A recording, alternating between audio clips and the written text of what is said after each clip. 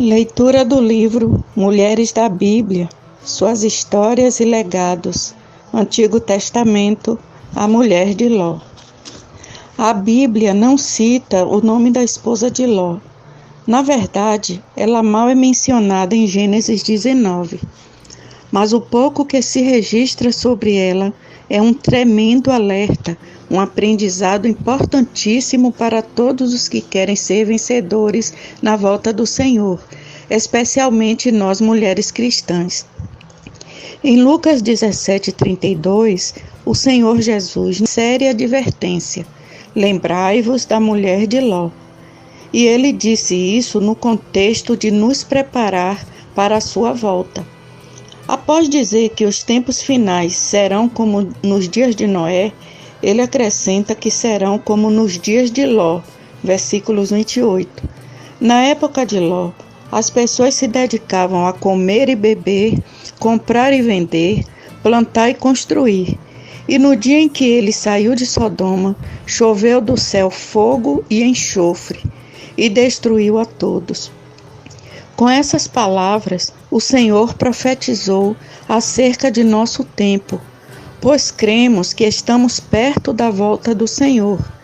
Nessa ocasião, o mundo será destruído e precisamos ser sábias para salvar a nós mesmas e nossa casa. Para entender quem foi a mulher de Ló, devemos ver parte da história desse personagem. Ló, cujo nome significa véu ou cobertura, era sobrinho de Abraão, filho de Arã, seu irmão que falecera. Depois que Abraão foi chamado por Deus em Ur dos Caldeus para ir à terra de Canaã, seu pai, Terá partiu, levando consigo Abraão, Sara e Ló.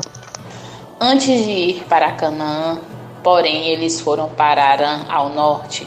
Gênesis 11, 31 e 32. Após a morte de Tera, o Senhor apareceu a Abraão e lhe disse que partisse para a terra que lhe mostraria. E Abraão partiu com a mulher e o sobrinho. Ló acompanhou Abraão na parte inicial das suas peregrinações e, nesse tempo, participou de todas as bênçãos e promessas divinas dadas a seu tio, até o tempo em que a terra não podia mais sustentá-los, para que morassem juntos. Como eram muitos dos seus bens, houve um desentendimento entre os pastores do gado de Abraão e os de Ló. Gênesis 13, 6 e 7. Diante dessa situação, Abraão disse ao sobrinho que poderia escolher onde gostaria de viver. Ló ergueu os olhos e viu toda a campina do Jordão, que era toda bem regada. Então ele escolheu o vale fértil do Jordão e partiu com a família, separando-se do tio. Ló escolheu o melhor lugar aos seus olhos, a campina do Jordão, terra fértil, regada por águas, porém bem próximo de Sodoma. Ele fez uma escolha baseada apenas no que viu. Ele não orou ao Senhor, ele escolheu ter uma vida fácil e mais confortável. Toda vez que tomamos um caminho independente de Deus, não oramos, não os consultamos, nem temos comunhão com os irmãos, certamente ocorre o fracasso. Se tivesse sido sábia, a mulher de Ló teria aconselhado a permanecer com quem estavam a bênção, ou pelo menos orientado a pedir conselhos ao tio. Mas não vemos na Bíblia nenhum relato de que Ló tenha pedido orientação para fazer a escolha.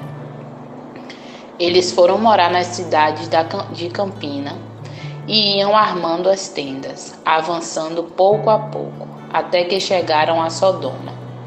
A influência negativa do ambiente e dos costumes daqueles que cercavam foi gradativa.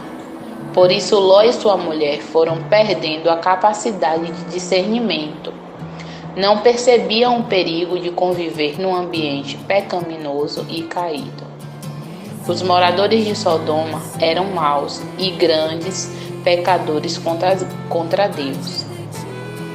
A atração do mundo foi muito forte e o descaso em relação a ter uma vida santa fez com que Ló e a família se acostumassem com a cultura pagã, com os desejos e com os prazeres pecaminosos e malignos dali. Ló é citado mais tarde como habitante de Sodoma. Gênesis 14, 12, 19, 3 e 11. Ele abandonou o estilo de vida simples de quando morava em tendas. Em 2 Pedro 2, 7 a 8, lemos que o justo Ló, afligido pelo procedimento libertino daqueles insubordinados, porque este justo, pelo que via e ouvia, quando habitava entre eles, atormentava sua alma justa, cada dia por causa das obras iníquas daqueles. Ló provavelmente não suportava morar em Sodoma. Nenhum justo se sujeitaria a morar num lugar como aquele. Talvez ele só morasse lá por causa da mulher e das filhas, como veremos adiante. A mulher de Ló estava presa àquela cidade, e as filhas estavam noivas de moradores dali. Com isso podemos inferir que sua mulher e filhas tiveram os sentidos entorpecidos. A convivência com o pecado as fez insensíveis às práticas pecaminosas. A salvação de Ló e sua família apenas ocorreu porque Abraão intercedeu diligentemente junto ao Senhor pelos justos que pudessem existir naquelas cidades. Em resposta à intercessão de Abraão, Deus mandou anjos até lá para retirar a família de Ló antes que a destruição ocorresse. Que grande misericórdia do Senhor! Quando os anjos chegaram a Sodoma, Ló estava sentado junto do portão da cidade, onde geralmente ficavam os anciãos e juízes. Quando viu que os anjos se aproximavam, Ló os acolheu e hospedou em sua casa, pois já tinha anoitecido e lhes providenciou refeição antes que se deitassem. Os homens da cidade cercaram a casa de Ló e exigiram que ele lhes apresentasse os dois visitantes. É difícil acreditar no que esses homens perversos disseram. Onde estão os homens que à noitinha entraram em tua casa? Traze-os fora a nós para que abusemos deles. Gênesis 19:5. Os homens de Sodoma pretendiam ter relações sexuais com os dois anjos. Desse fato originou-se o termo sodomia. A prontidão de Ló para proteger seus hóspedes da multidão que cercava sua casa foi louvável, mas foi chocante seu modo de agir. Ele ofereceu suas duas filhas virgens em substituição aos anjos para que abusassem delas. Isso mostra como ele também estava corrompido pelo pecado. Esse triste episódio revela a cegueira espiritual de Ló, resultado de ter se afastado do eleito e chamado de Deus, Abraão, e de ter se acostumado ao ambiente pecaminoso e corrupto de Sodoma. Nessa passagem também não vemos reação por parte da mulher de Ló frente a essa situação tão negativa e destrutiva. Atentemo-nos para o que a convivência com o pecado pode causar. É muito sério. Por isso o Senhor chama a atenção para essa história do Antigo Testamento, alertando especialmente para as pressões que sofremos em nossos dias. Os anjos, vendo a petulância dos homens, puseram a Ló para dentro da casa. Deixaram cegos todos que estavam do lado de fora e apressaram Ló e sua família a sair logo de Sodoma, para que Deus pudesse destruir de uma vez aquela cidade tão pecaminosa. É incrível que a família ainda estivesse tão entorpecida com o pecado de onde vivia, que hesitava até o último minuto em sair dali. Os anjos, por fim, os tomaram e puseram fora da cidade. Nesse momento, um dos anjos deu um importante aviso: livra-te, salva a tua vida, não olhe para trás, nem pares em toda a campina. Foge para o monte, para que não pereças. Gênesis 19:17. Ao amanhecer, Ló e sua família entraram numa cidade vizinha chamada Zoar, e o Senhor fez chover enxofre e fogo sobre Sodoma e Gomorra. Gênesis 19:23 e 24. Enquanto a cidade fumegava em chamas, a mulher de Ló olhava para trás. E no mesmo instante se converteu numa estátua de sal. Versículo 26. Talvez ela estivesse triste, lamentando por tudo que havia deixado para trás. Ela foi salva da destruição, mas não seguiu adiante, porque seu coração ainda estava em Sodoma.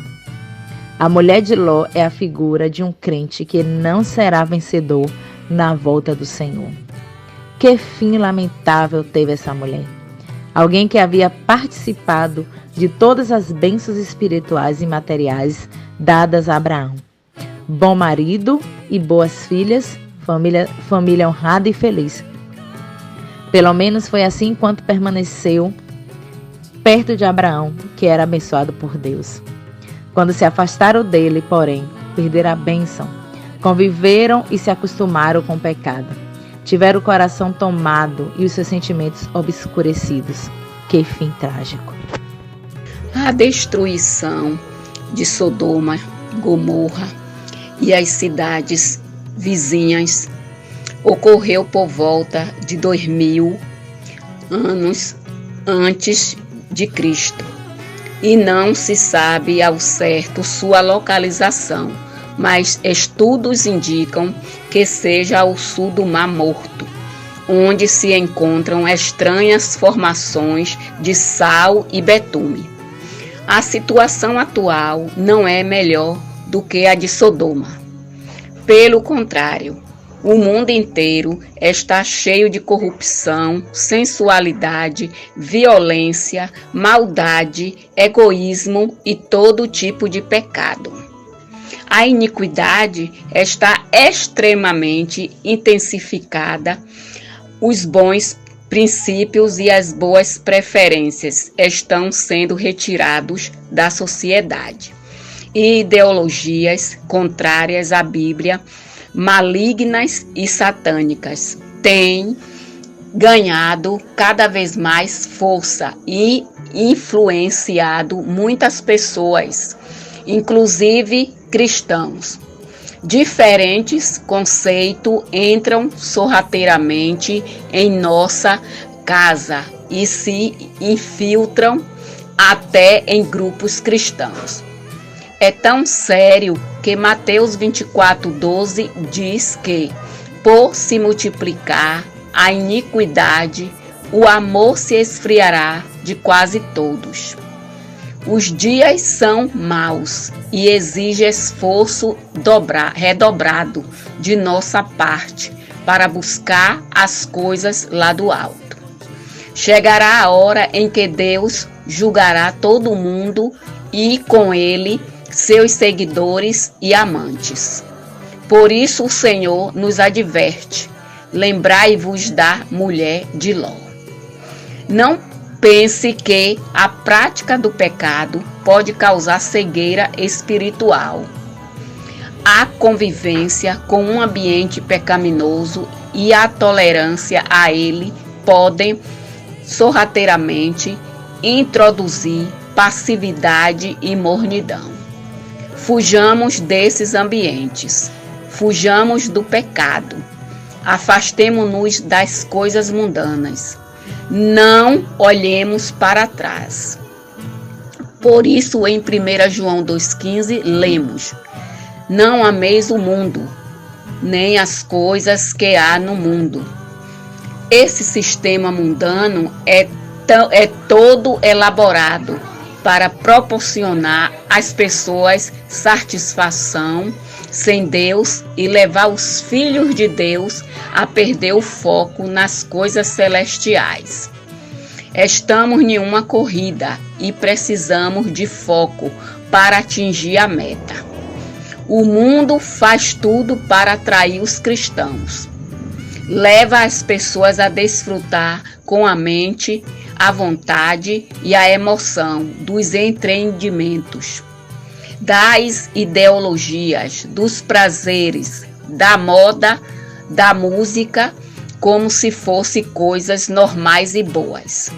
A realidade é que o mundo jaz no maligno e essas coisas sutilmente nos afastam de Deus. Ao considerarmos este relato, qual foi o legado deixado pela mulher de Ló a nós? Sejamos proativos com relação às coisas do Senhor. Sejamos vigilantes e guardiães da casa. Não permitamos que o mundo entre em nosso lar. Vamos proteger o marido e os filhos, orando e intercedendo com perseverança. Sejamos sábias e cooperemos com o marido na luta espiritual. É crucial estar sempre junto ao corpo de Cristo, vivendo em comunhão para ser guardadas. Em Provérbios 4:23 lemos: sobre tudo que se deve guardar, guarda o coração, porque dele procedem as fontes da vida. Em 2 Timóteo 2:22 diz: foge, outro sim, das paixões da mocidade. Segue a justiça, a fé, o amor e a paz com os que de coração puro invocam o Senhor. O mundo é muito atraente por fora, e isso camufla a real natureza das coisas que há nele. Não podemos ser enganadas e, como a mulher de Ló, deixar o coração se apegar ao mundo. A escolha é nossa. Se direcionarmos nosso amor a Deus, haverá um caminho sobremodo excelente. Escolha diariamente a vontade de Deus, que é boa, perfeita, agradável e trará o verdadeiro bem a nós e nossa família. Escolhamos ler a Bíblia e os livros espirituais. Escolhamos estar sempre com os que adoram a Deus, tendo comunhão e participando das reuniões. Escolhamos falar com Deus dia a dia, confessando os pecados e erros e nos abrindo para receber sua luz. Essas escolhas nos darão graça e força para permanecermos longe do mundo e das suas armadilhas. Ora, o mundo passa, bem como a sua concupiscência. Aquele, porém, que faz a vontade de Deus permanece eternamente. 1 João 2,17. Oh, Senhor Jesus. Oh, Senhor Jesus, Senhor amado, pedimos a Ti que guardes nosso coração, da contaminação das coisas do mundo, que jamais nos afastemos de Ti. Os dias são maus e traiçoeiros, e nos levam para longe da Tua presença. Por isso, Senhor, queremos renovar nossa consagração para amar somente a Ti. Rejeitamos o mundo, e as coisas que estão nele. Senhor, livra-nos de suas ciladas e tentações. Senhor, guarda também nossa família para que juntos possamos servir-te. Leva-nos a ser mulheres sábias e prudentes. Amém. Senhor Jesus.